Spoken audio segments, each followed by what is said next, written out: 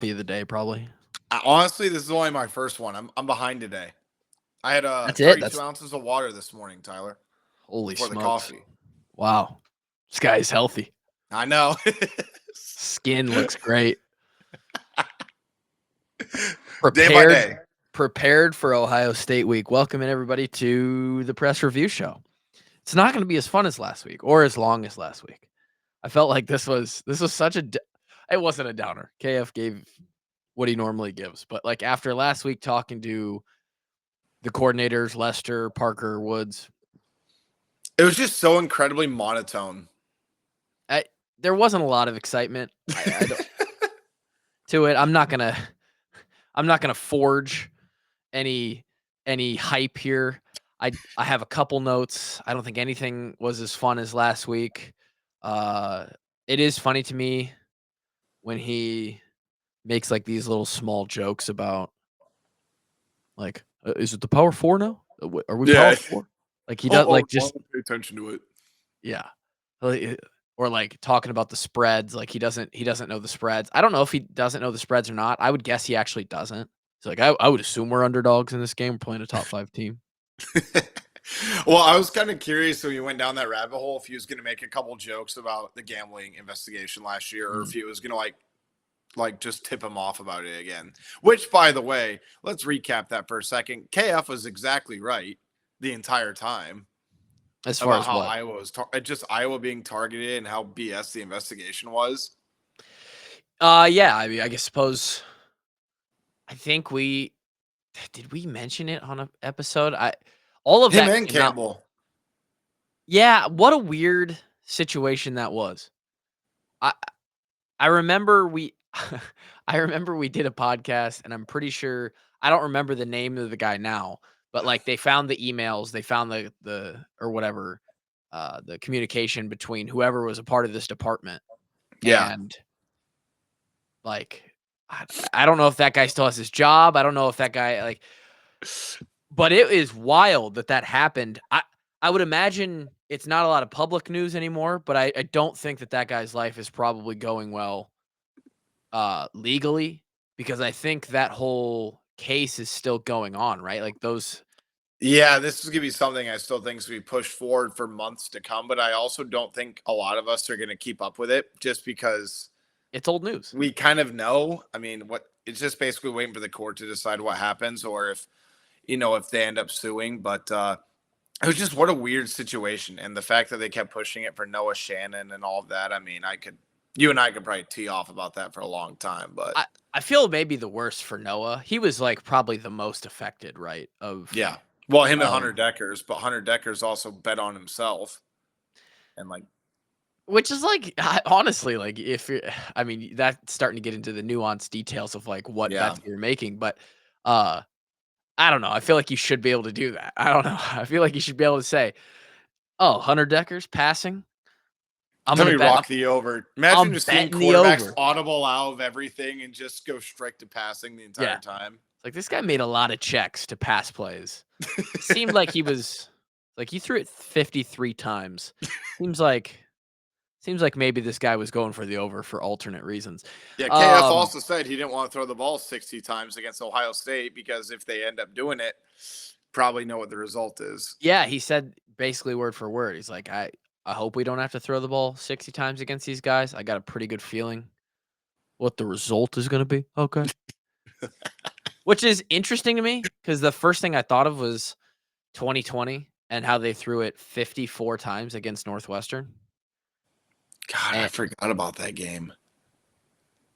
I'm pretty sure. I mean, and that's with Brian at the helm of the offense, and I don't think Brian was necessarily like a big throw guy. I'm actually going to bring that game up. 20. I think I remember because I remember we asked him. They threw the ball like 82 times in the first 2 games, both of which were losses in 2020. Man, 21-20 is what that game ended up. What a disaster. What was that Nate Stanley game where he threw the ball about 50 times? That was at Penn State, wasn't it? It was like in the rain and all of that. Here's the box score stats from that game. 1 minute. Here we go. Peyton Ramsey, Spencer Petras. Spencer Petras was 26 of 50. Jared Goff was 18 of 18 two nights ago. Perfect. Didn't even get the game ball. Pretty funny. Dan Campbell's like, oh, man, I feel bad. I just gave the game ball to somebody else. I mean, what an awful 26 of 50. You want to take a guess at how many yards? 50 passing attempts, 26 completions. How many yards? Let's go 238. 216. Wasn't terrible. 1 touchdowns, 3 interceptions. Probably had something to do. Game. Goodson had 13 carries. A team had, if you take out Spencer Petrus's carries, we had 18 carries. 18 carries, 50 passing plays. That was bad. I don't know what we were trying to do there, but that was bad. It's not like we were down. Oh my God, it's actually worse. It's actually worse than that. We were up 17-0 in the first quarter. Yeah, that's right. I do remember that. They got off to that red hot start. I think that's when Tyrone Tracy broke a huge and we had play in that game. We had 18 run plays. It doesn't even make sense in hindsight, knowing the way Iowa football plays. Yeah. How do we have 18 rushing plays in an entire game when you're up 17? What were the scoring plays in that game? Do you have the ESPN up from that? Yeah. Okay, don't go to that. You know what I hate about websites is when they load and then the advertisement just takes over the whole page. Loads over it right as you click into what you want to click so that you click the advertisement. Oh my God. Okay, scoring play. 4 minutes into the game, Spencer Petrus passed to Brandon Smith, 7-yard touchdown. Okay. They fumbled 5 plays into their next drive. 3-play drive, 45 yards. Tyler Goodson, 15-yard run for a touchdown. They go 3 and out. They punt. We have a 13-play drive. This is all in the first quarter still. 5 minutes left in the first quarter. 13-play drive. They ended up stopping us at the 3-yard line, and Keith kicks a 22-yard field goal. And then pick six. And nothing happens until they score. They go on a 16-play drive with 6 minutes left in the second quarter. They finally score a touchdown, 3-yard run. We get another field goal at the end of the half. They get a touchdown, 14-play drive. God, they put together 2 massive drives at the end of that half. I mean, what a weird game. This has nothing to do with the press review show. No, but it is interesting to go down the stats in the play-by-plays. Not to take you guys who are listening down a road you didn't want to go. Probably one of the most. That's probably one of the most coulda, shoulda, woulda games in the last 5 years. It also set up that next game, though, which is arguably one of the biggest must-win games in KF's career, in my opinion.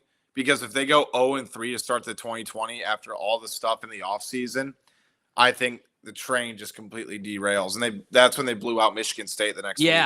Yeah, we lost to Purdue the first week, if I remember correctly. Yep. Then Northwestern in dude, you should have won that game. And then everyone's like, oh my God, are we going to be able to beat Michigan State? And then they won like 45-7, I think. Like that, somehow we completely turned it around. And I still don't know how to quantify that year because it was 2020. People didn't even get to practice. They didn't even know they were playing until like 11 days before this game. Fake season. Honestly. Totally fake season. I don't think anything matters. I don't think any of it matters. What does matter is Ohio State. Yes, but we lost this Northwestern game before I move on quickly, and it ended up being the deciding factor of who went to the Big Ten championship game in 2020. Yeah, then Michigan just opted out of the game because Iowa was going to play Michigan. Yep, and then Missouri in the bowl game both opted out. So yeah, I know KF was torqued off about that because I think Missouri sent everybody home. Yeah, and then they all came back, and that's when they got COVID. Torqued off. I don't know. First, this is why I need 2 cups of coffee before water. Next week, can you ask him at the press conference? Can you say, Coach, just did a podcast with Kluver last week. We were talking about a couple things. We're just wondering what torques you off the most. Probably cut blocking. That probably is that and the changing landscape of college football. Everything. Yeah, he said he doesn't want to throw the ball 50 times this game. We'll get back to Ohio State here. He probably smart, considering that you have the second best running back in college football. And it's crazy that I have to say second best because of what Caleb Johnson's doing, but Ashton Jeanty is Ashton Jeanty said, I looked at his odds. Somebody posted his odds for touchdown scores next game. yeah. To score one touchdown, Tyler, it's minus 3,500, Wow. I believe. And I think to score 3, it's minus 140. It's 3 minus odds. touchdown. He's got minus odds for a 3 touchdown That's what, game. unless it's an altered ticket, and I don't think it is. That's why I You know saw what's somebody this morning. You know what's crazy about him is he's had 3 games where he's exploded. The second game they played, he didn't score any touchdowns. Yeah, it was that Portland State. I think they benched him at half because they were blowing him out so bad. He had 6 in the first game and then like 4 and 3 or something like that. Unbelievable. Kid's insane. Fun to see Caleb answer a question about him. He's like, yeah, that man's going crazy. Yeah. And then they're like, yeah, it's my turn now. I hope it is Caleb's turn. And throwing the ball 50 times would be detrimental towards using Caleb because we're likely not going to get a ton of plays. We're not going to run 100 plays on offense in this game. So we need it to be closer to using some Caleb Johnson. I find it interesting. This actually goes back to last week when we got Tim Lester. Maybe we use a little bit of the fun press conference from last week. Somebody asked him, I don't remember what the question was, but he got around to saying that he would love for the offense to actually be 50-50. Yeah. And I think that's maybe not a departure, but a slight sway from what Iowa has traditionally considered ideal. And they may have even said this, Brian or KF has maybe even said this before. I think they would rather in the past have leaned 60-40 on the run.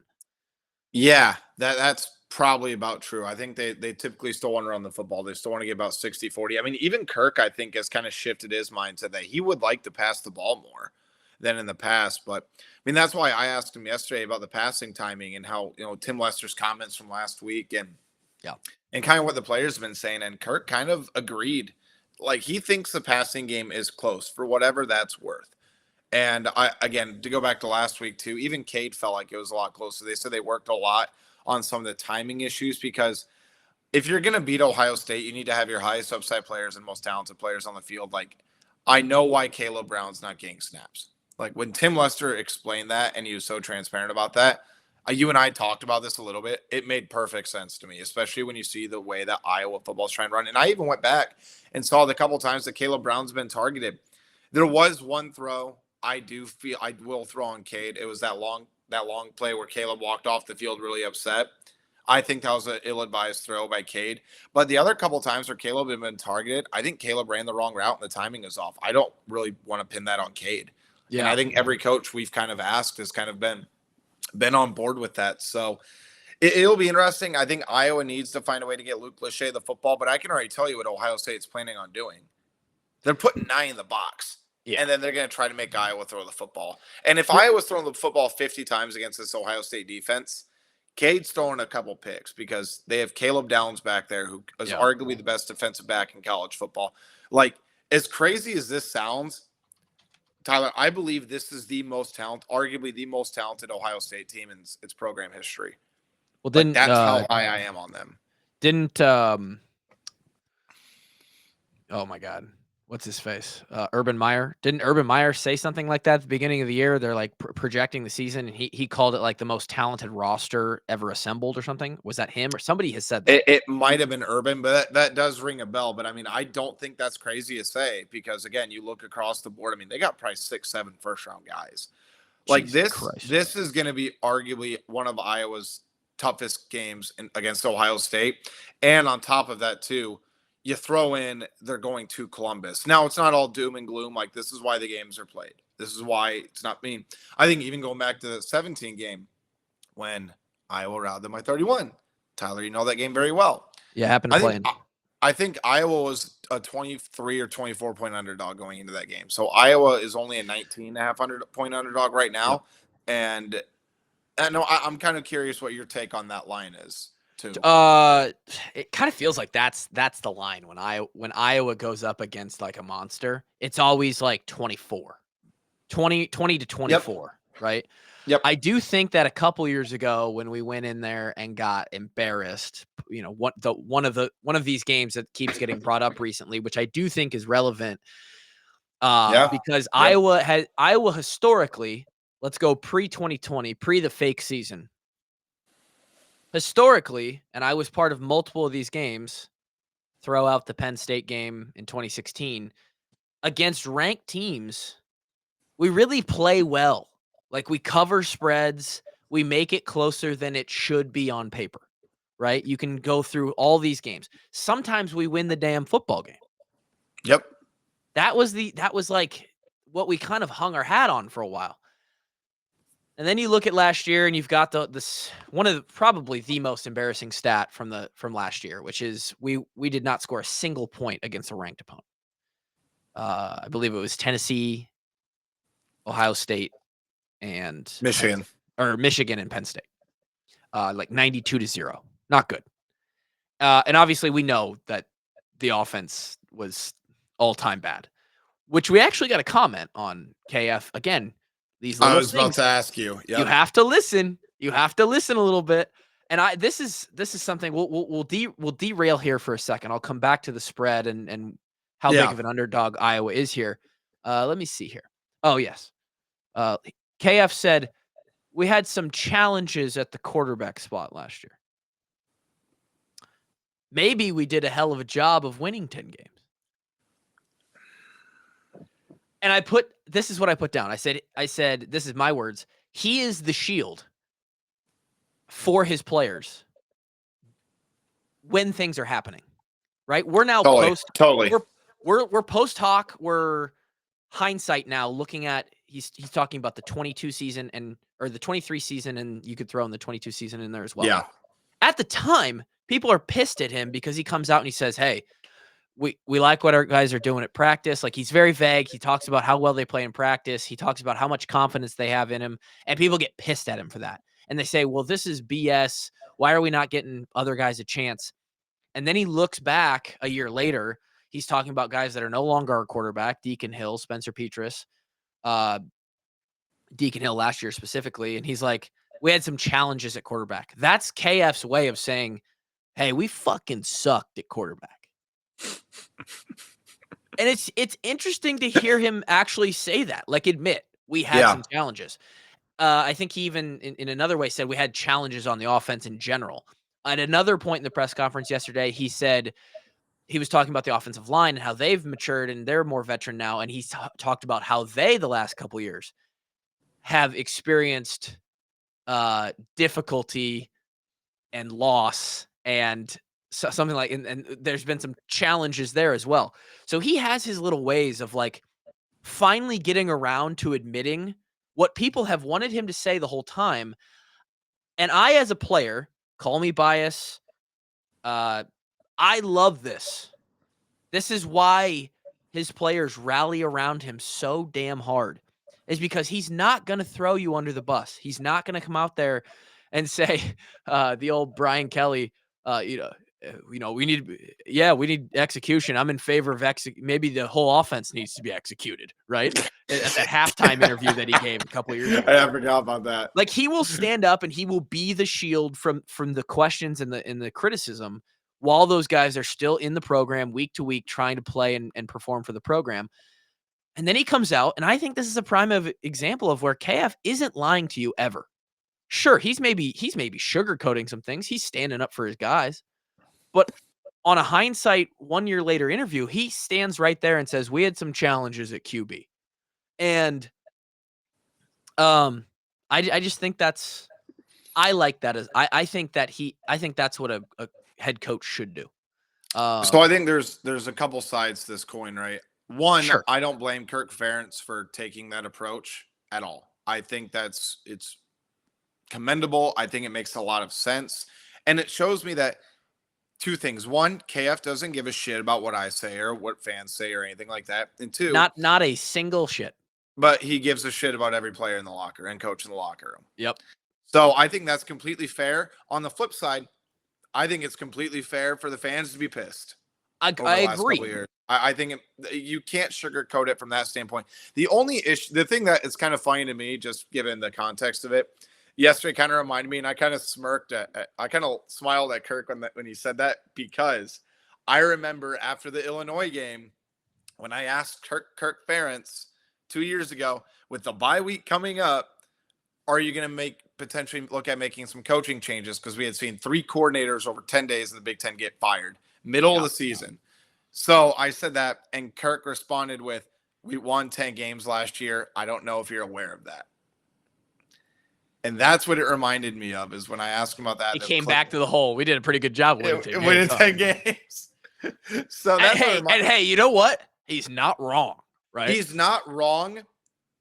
But I also think that could be completely looked at from a fan perspective. I mean, like, yeah, you won 10 games, but look how bad your offense was. And are you blind enough that your offense is that bad? But again, they've made changes. And from my standpoint, you do need to give Kirk some grace and credit for it. Now, it's not progressing as quickly as people would like. But again, I think hearing Tim Lester last week explain how many key players were not a part of spring practice and what they're trying to do. I think it goes back to what we talked about last week. You want to see Iowa progress quicker because of how pressing this season is. Yeah. For fans in the outside media, everything is quicker than it's 3 or 4 times quicker. You know, we talk about this when we talk about head coaches getting fired. Yeah. You know, giving a head coach 2 years, like, hey, buddy, like, can we get 3 or 4? Like, it takes a while. This is why I talked about George Barnett. This is the year for George Barnett. There are no excuses that he has to get done. We're actually meeting with him in about 30 minutes too, so I'm kind of curious to hear what he has to say. But I mean, look at all the heat that's been taken off George Barnett, and this is why you give coaches year 3 is judgment year. Have they taken significant steps forward? And they have so far, from my vantage point. And KF said that in this press conference about players too. Year 3. Yep. When specifically talking about Drew Stevens. And when he said that, I actually took like a little mental note and I went back and thought about my own career. I know, Kluver, always making him about himself. What a fucking douchebag. Sorry, who I am. My podcast. Suck it. But I thought about myself. I thought about a lot of my teammates as well, a lot of guys that I played with. And sure, you're going to have like the Ryan Williams, who are just like, you know, he's probably a league receiver at 17 years old down in Alabama. Or crazy. Yeah, that kid is what he's doing, like physically with his feet and his balance, like same with Jeremiah Smith. Yeah, and this guy on Ohio State, also unbelievable. They're the outliers, right? And you're going to find outliers like that when you have 5 stars. By the way, you started talking about the secondary for Ohio State, and I started to search them. The first one I searched was Caleb Downs. He was a 5-star. Turns out he was the number 1 safety in the country, number 1 in Georgia, 8th ranked nationally. And I only got through 1 guy. That was just the first of the 4 starters that I searched. Yeah. So I'm sure there's a lot of similarity. Jeremiah Smith was the first wide receiver to ever be number 1 overall by 24/7 Sports. Sweet. Quinshaw Judkins is elite. Freak. And he's not even listed as their first running back because they have Travion freak. Henderson. So Henderson. Yeah, they're unbelievable. We're outmatched on paper by a lot at every position, basically. So that's fun. At least definitely offensively. People asked me yesterday, like, where's Iowa have the advantage? I think Iowa has 2 advantages I can think of. 3 advantages I can think of. Right? And I think Iowa's linebackers are better. Yeah. Like I think Castro, Jackson, and Higgins are the best linebacker trio in college football. In my opinion. I don't think they're the most athletic trio, but I think they're the most productive, and I think they play the best football collectively. And I put money on that. 2, defensive coordinator. I'm trusting Phil Parker. I would take Phil Parker over any defensive coordinator in college football. Yeah. And it'll be really fun to watch kind of that chess match between Chip Kelly and Phil Parker. I've been kind of really, really excited about that. And 3, I'll give special teams to Iowa. Yeah, they've picked it up. Yeah, I think Drew Stevens has been great. Reese Dawkins really had a hell of a turnaround from my eyes. I think obviously some of the coverage breakdowns and stuff, but consistently, I would probably take Iowa's special teams over them too. But this might be controversial. I'm probably giving Ohio State the edge at running back simply because they have 2. two Yeah. megastars. Well, And that's not dismissing what Caleb can do, because I put no, Caleb even with either guy. But yeah, since they have two, I'm probably giving Ohio State the edge there. they have two of them, and not that either team has played like a real. I mean, I guess that's not true. Iowa State's ranked like 16th in the country, and I think they're a legitimately good football team. I think they're gonna win the Big 12. Yeah, they're the favorite right now. And if you're gonna take somebody out of that crazy balanced league, I think Iowa State's the goodest choice of anybody. And I talked about this with G-Bone yesterday on our Yeah. podcast. I was like, hey, Iowa fans don't want to hear this, but the team that they might want to root for the most out of Iowa City is just about 2 hours down the road. Because if we can, if assuming that paper goes correctly, and then Iowa can make a run at going 10-2, and their two losses are Ohio State and Iowa State, well, you probably want those two teams to be ranked as high as they possibly can. So unfortunately, you're cheering for the Cyclones to be in the playoff and win the Big 12 championship. That's just the No way it is. question. No question. And so anyway, I'm going to go all the way back real quick, because I wanted to go to you saying there's two sides of it, and you saying it's great and commendable that KF talks that way at the podium. But the fans also have a right to be pissed. I think, yes. I just want to, I'm totally switching back to the subject quick. Yeah. I think the fans have a right to be pissed that KF doesn't give them more. I don't think they have a right to be pissed from the standpoint of they then create their own narrative, which they think is correct, of why he's doing that. And it's just simply to protect and shield his players from criticism and be the tip of the spear guy. It's not to lie and try and stand up there and gaslight people that they actually have better players and they're just deciding not to play them. That's why a lot of people that's why a lot of people get pissed, and that is you do not have the right to do that. You're just creating stories at that point. Anyway, on the flip side of that, going back to Lester, a lot of things coming back to Lester here. I think it's incredible how transparent and how much he gave us. We talked about this last week, how much he gave us while still not being the throw the guy under the bus. Like, there is a medium there. Like, there's a way that you can do it. Yeah. I think he was challenging Caleb Brown more than anything else. I don't think he was. I don't think he threw him. It was almost like a compliment sandwich, right? Yeah. He goes, you know what? We're still working on the timing of things and all that, but we know when the ball is in his hands, he's one of our more dynamic playmakers, and we are going to need him at some point. But he has to continue to work. He has to do this and that. And I compliment sandwich, it never fails. It was a great way to phrase that. And I think you're exactly right. I think that's fair of you to say about KF too. And that's the problem with, again, I don't think gaslighting is probably the wrong word to a certain degree. I think there are some things to where I'm like, Kirk, I question at times if he understands the gravity of certain statements. And I don't think he does. But again, I will always give Kirk the benefit of the doubt from this standpoint. I think people should too. He will always protect his players above everything else. Yeah. I think that's his not number one goal going into presser, but that's one of his top goals. That's why he gives you just enough, but he's so vague to where the other narratives go around. But I hate to say it, Tyler, that's the way it's going to be until, Kirk wants to be more transparent with us. And you know what? Kirk's been doing it long enough, longer than he's been coaching longer than I've been alive.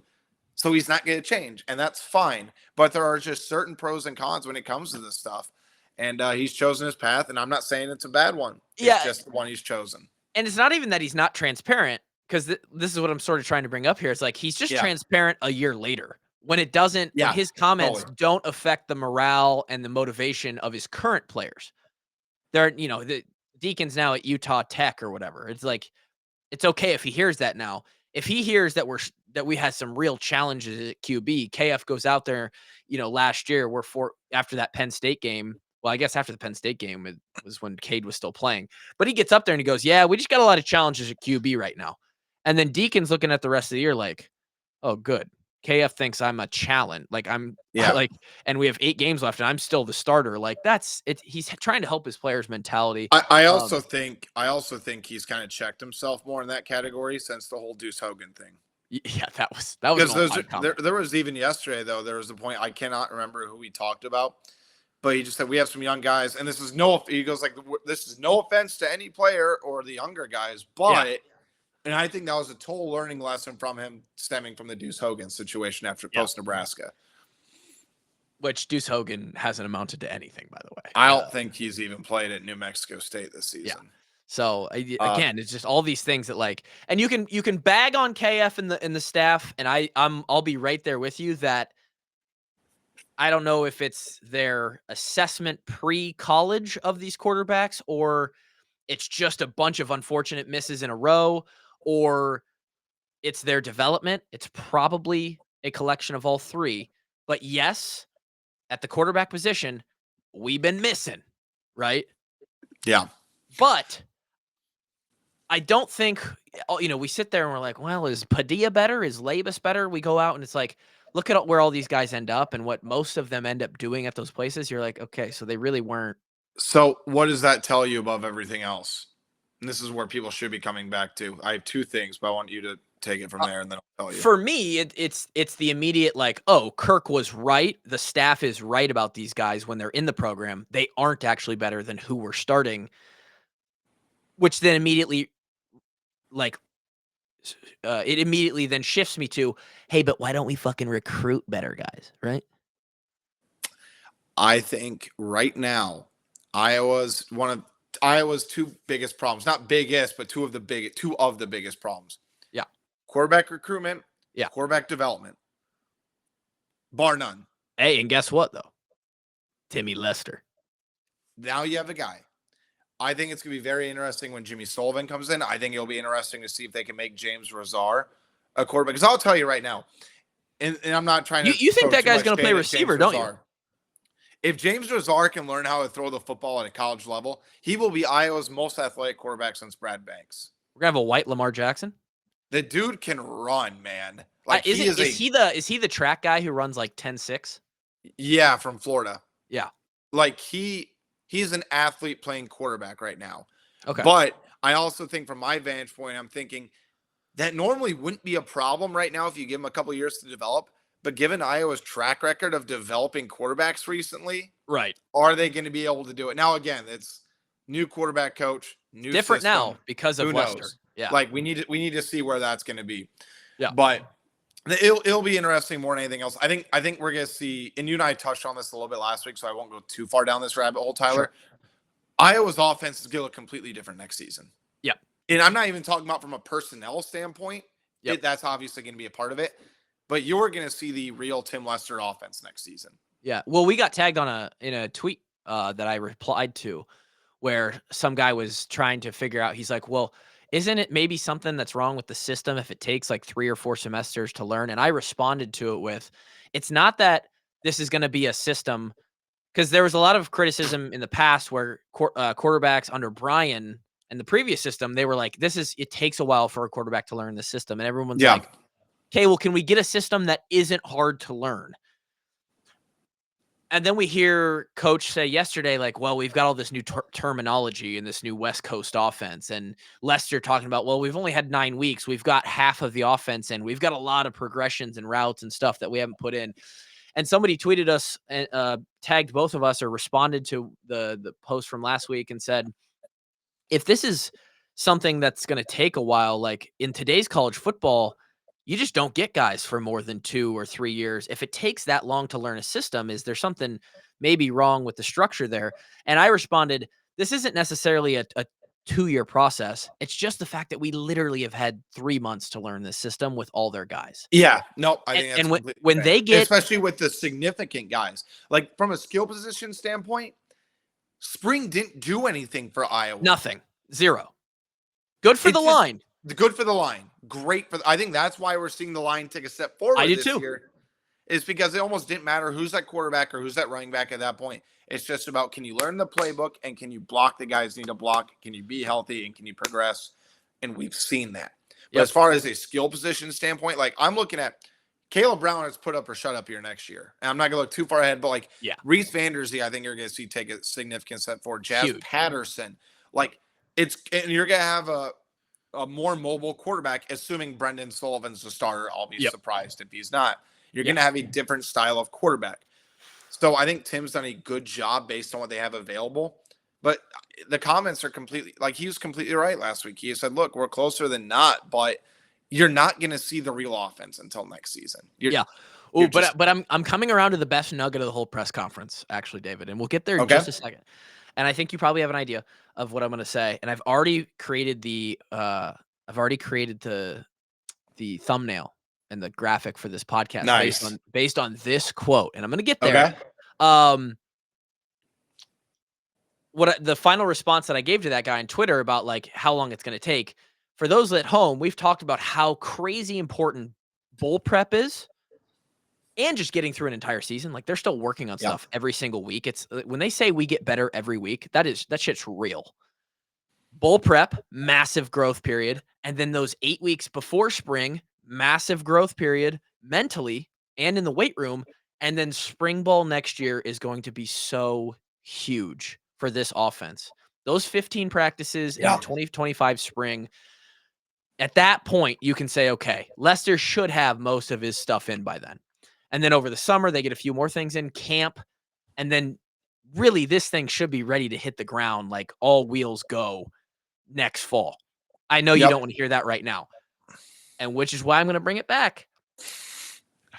Your question, David, how do you get the passing game? How's the timing working? Or do you feel like you're close? KF dropped us with hell of a week for a test drive. Yep. Whoa, what? Yeah. Come on now. You got to listen a little bit. I did hear that. And I was like, I didn't think too much of it. And as I was driving away, I was thinking, there's no way. What are we test driving? There's Coach, no way. What are we going to test? So I immediately jumped to I perked up. You could have seen me perk up. I said, oh, wait a second. Test drive. So we're bringing out some new stuff this week. We're going to try out some new things that we haven't seen. And I think most fans would sit there and be like, yeah, gonna need something to win this game. And we absolutely are. I caught that and thought, okay, another week. Lester's we got a couple new concepts. We got a couple new actions. We got a couple new plays. Something has been added to the playbook because KF almost braced for impact when he said this. He goes, yeah, I mean, hell of a week for a test drive. And I thought, oh my God, KF's nervous because Lester came and brought some stuff to the offense this week. Just slapped the game plan on his desk. Dude, hey, guess what? Like he had the full clipboard, the whole board, and just pinpointing everything together mad scientist.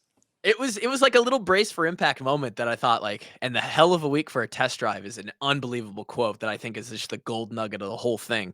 You always get also one. What do you have to lose? Nothing. You're at Ohio State. This is my preseason national champ. It still is my national champion to this point. But yeah, Alabama might be sneaking up on my list though because outside the choke at the end of the game.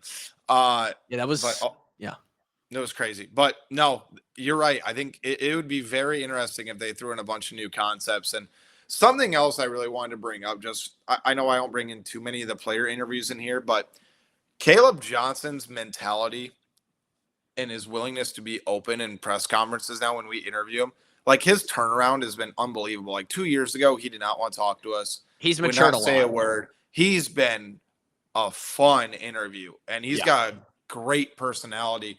And I think part of it was, I think a month ago we talked about, why didn't you transfer? And you said, I love my team, like Coach Betts, I never think about being anywhere else.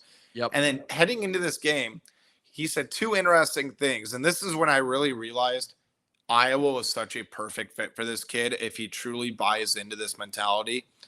And I think he does based on everything every time I've talked to him. He says, even if Ohio State would have offered me, I probably would not have gone there. I don't want to be a top dog or with the top dogs. I want to beat the top dogs. And I was thinking, oh,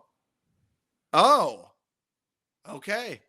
It's a good game to do it. I don't think it's a revenge game. Luke Lachey doesn't treat it as a revenge game because remember, Luke. So a little backstory about Luke Lachey's recruitment, right? And I don't know how much people really know about this.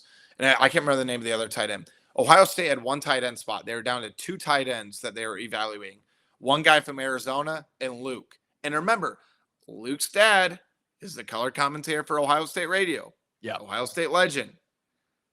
Ohio State said nope and chose the other kid from Arizona over him. And Luke said, I have no hard feelings. I I'm don't think happy I'm Luke a does Hawk have fan. hard feelings. I certainly would have. Luke's also like the nicest human being alive. Yeah, To where he just doesn't carry any animosity. I mean, I did a one-on-one interview him at Big Ten Media Days because CBS now has the rights to the Big Ten, so we got a chance to talk to him. And I talked to him about right when he walked in the room, there was probably 15 people in there, including people like restocking like the water and coolers and all that, Tyler. Luke went around and introduced himself to every single person and said thank you, like talk to them. I'm just like, one, who does that?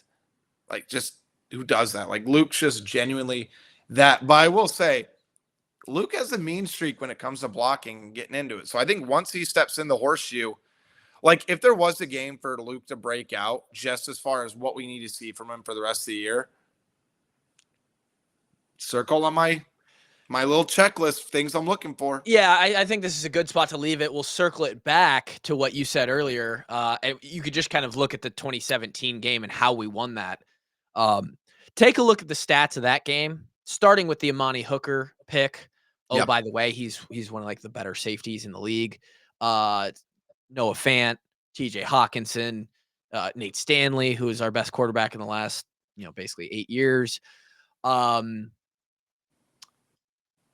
Me, elite player, total NFL talent. No, I'm kidding. Great hand-eye coordination. Yeah, unbelievable completion percentage and average yards per catch. And it's something that KF says all the time. The best players have to play the best to win these kinds of games, and they have to make plays. And so Lachey has to have his best game of the year. Caleb Johnson has to do what he's been doing. Cade has to have his best game of the year. We need one of those receivers. Maybe, I don't know. Reese had a great first week.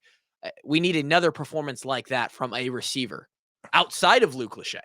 And then we need to have the defense's best collaborative game of the year because it's going to be a ton of giving them underneath stuff and not allowing big plays because this team will mash you with big plays. And so that's the formula. Here's what I'm looking for, and I'm happy you went there because I wanted to bring this up. Jamari Harris is probably going to be guard Mbuka. Yeah.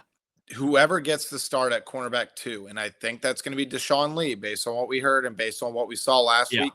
If Deshaun Lee wants to lock down that spot for the rest of the year, he has to have the game of his life. Yeah. Because Iowa has to defend Jeremiah Smith and limit him. You're not stopping him. Like I've evaluated receivers and all this for 10 years now. Holy shit, I'm getting old. Jeremiah Smith is one of the most impressive prospects I've ever seen from any position. Like Micah Parsons is probably the only other one. And I watched him in a camp. Tyler went up against a 5-star DB, and he just wanted to play wide receiver for fun. Ran right past him, mossed him, 3 touchdowns on 3 throws to him. Just ridiculous. But Jeremiah Smith is not far behind. Like, that dude is a game-changing, dynamic player. If it's Deshaun Lee, if it's, if maybe John Nestor gets in there or, TJ Hall, whoever gets in there has to make things tough on Jeremiah Smith, because if you allow Will Howard, I think Will Howard's going to be good to play. Left the game last week a little bit with a rib injury. Those can be easily re-aggravated, so that's something I'm going to keep a close eye on. We need Aaron Graves to go right for them ribs. I'll tell you, I think that defensive line is definitely going to try to get a couple of hits on him. Yeah. But they're going to go deep, and I think that's going to be Ohio State. I think they're going to run the ball, try to establish that early, but I do not think they're going to take the underneath routes. Just because of what they've seen on film from Iowa so far this season. I think Chip Kelly's going to let that bitch fly, for a lack of a better term. Yeah. No, I mean, I agree. And why wouldn't you when you have the athletes that you do? So basically Schulte and Castro are just sitting there going, all right, well, we're going to align at 25 deep and just stay over the top as best we can. And like, that is what these guys are up against. Like, I don't think anybody has these grand delusions for this weekend. Like, it is, we are three touchdown dogs for a reason. So we'll see We got Ike Holt for another week of the press review show. Found a way to make it exciting, even though it was a little bit bland on the surface. 45 minutes with David. Thank you guys for listening. We'll have the preview show tomorrow, 5-10-5 on Friday, and then the Hawks take on the Buckeyes, try and steal one in the shoe. We will talk to you at those times and again next week to recap it all. Thank you guys. We'll see you then.